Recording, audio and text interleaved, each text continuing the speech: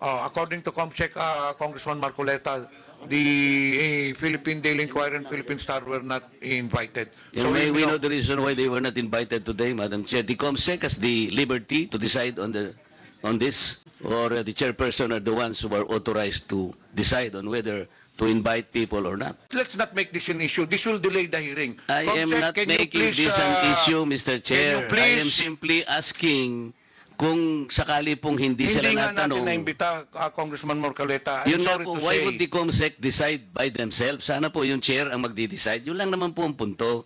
The They will- COMSEC cannot decide on who to invite or who cannot be invited. And chair po ang may prerogative. It was a prerogative of the chairman. Mr. Chair, I remember also the committee committed during the last hearing that I attended that we will also invite representatives from Philippine Inquirer and Philippine Star because of the issue that I raised. I raised then the issue that we are not only concerned with the fake news and the false narratives and false information being peddled in our society, but we are concerned as well with the truth that are being suppressed. Truth that might have given enlightenment and further information for our people, but they were deliberately and intentionally being suppressed for reasons that they themselves know. This is also alarming as well, Mr. Chair. So, I was promised by the committee last time that in the next hearing, representatives from these two giant broad seats will also be invited to shed light Representative information that Marcoleta, according to the COMSEC, the representatives from Philippine Daily Inquirer and ano yung isa? Philippine Star? Yes, Mr. Chair. Were present during the last hearing. However, accordingly, there were no members who asked questions to them. So, is there any representative from Inquirer and Philippine Star at the moment? Wala. So then maybe we can invite them next time. We did not include them anymore today because they were already present during the last hearing.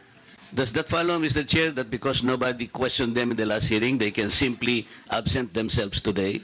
We required them to attend the last hearing. And now we have invited other resource persons. May I inquire from the COMSEC, were they invited today? So that we will be fair. According to COMSEC, Congressman Marcoleta, the Philippine Daily Inquirer and Philippine Star were not invited. So may we know the reason why they were not invited today, Madam Chair? The COMSEC has the liberty to decide on this, or the chairperson are the ones who are authorized to decide on whether to invite people or not.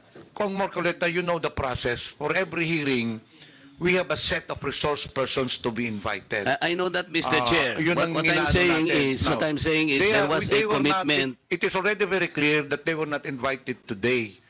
Because, to be fair with them, they were present during the last hearing and nobody asked questions.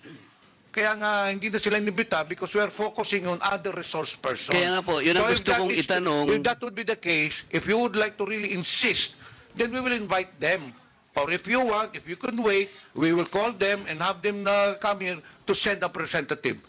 But let's not make this an issue. This will delay the hearing. I am COMSEC, not can you making please, this an issue, Mr. Chair. you please- I am simply asking kung sakali pong hindi sila Hindi nga natin natanong. naimbita, Congressman Marcoleta. I'm Yun nga sorry po, to why say. would the COMSEC decide by themselves? Sana po yung chair ang magdi-decide. Yun lang naman po ang punto. The They will- COMSEC cannot decide on who to invite or who cannot be invited. And chair po ang may prerogative. It was a prerogative of the chairman not to invite them because they were not asked questions already. In fairness to them, they were diligent in attending the previous hearing, but unfortunately, nobody asked them a question. So it would be redundant to ask them to be present here again. So let me now And- proceed, Mr. Marcoleta, to other matters. And may I ask that the short video, Mr. Chair, be shown because that will provide context already. Okay. In that case, COMSEC, please.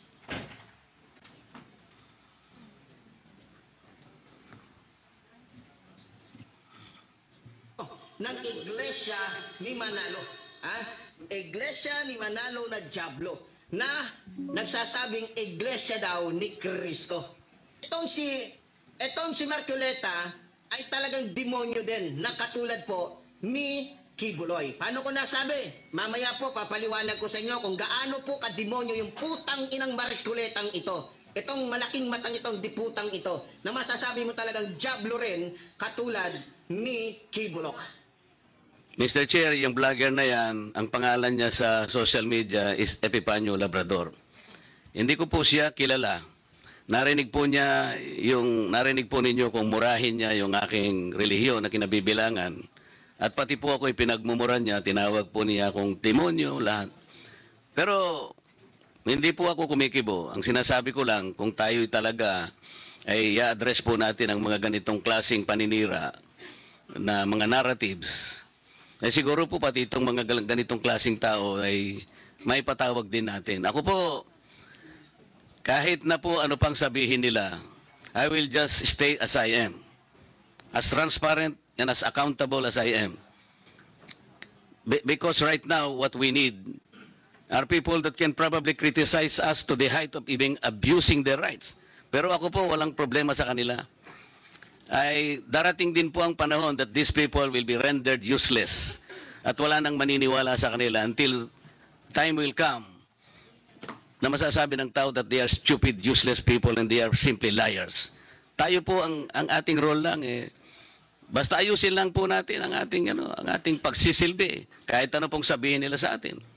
Tingnan po niyo yung pagmumura nila sa akin. Wala naman po akong hindi ko po nga kilala yan. Kung murahin niya po ako, parang, kayo po, narinig po ninyo lahat kung anong pinagsasabi niya. But people, I think, will not believe him. Dahil hindi po ako yun, yung sinasabihan niya. Maraming salamat po, Mr. Chair. That is precisely the objective of this hearing, Representative Marcoleta. So, are you requesting that Mr. Epipanyo be called to be invited for the next hearing? By all means, Mr. Chair, and I will thank you for that. Comsec, please take note. The said person that has been mentioned earlier by Representative Marcoleta will be invited for the next hearing. Umani naman ito ng iba't ibang reaksyon mula sa ating mga netizens. Ayon kay Maria Dolores, hindi ipapatawag yan kasi pro-Duterte po kayo, wala kayong aasahan sa chairman na yan.